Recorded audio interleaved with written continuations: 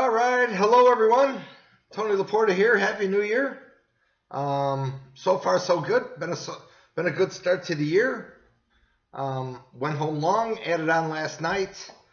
Took some profits from 85 up to 86. I think I even sold the highs, 86 and a quarter, no 86, and just kind of bought them a little bit back at 4 3/4, sold them back out at 5.5. Blah blah blah. Scalping around a long position. I have kept the long position in the S&Ps. I'm still maintaining it, and my next target is 90 3/4. And I initially put this trade on to see if I could run it for the first 2 days of the year, and this is day number 1.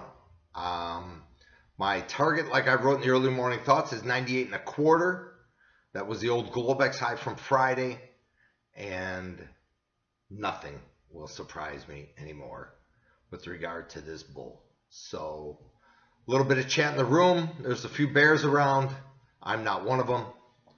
I did think that we'd see weakness in the treasuries, but at this point the treasuries are trading 2021. They've just been up to 23, I do believe, and don't really want to sell them. I'm gonna look at my levels.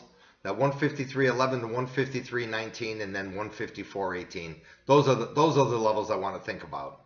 And then until we get some sort of bounce, I'm going to stay away from these treasuries.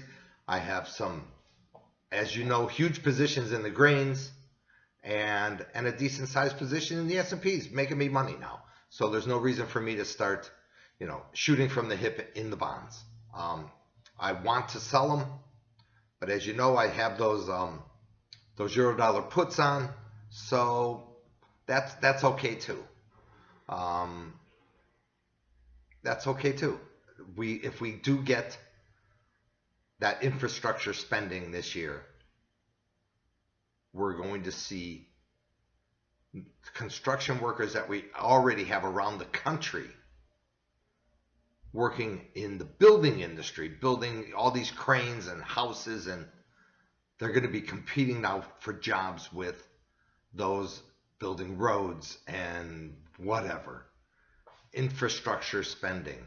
And I do believe we are going to see an uptick in wages this year, even though I believed that last year. And if the uptick comes, that's inflationary, and the bond market's number one nemesis is inflation. And the Fed will finally realize they're behind the curve. And if the rest of the world, the Japanese and the ECB decide that, why the hell do we have negative interest rates? We could begin to see a decent move higher here in rates. So I talked the same book a year ago and I was wrong.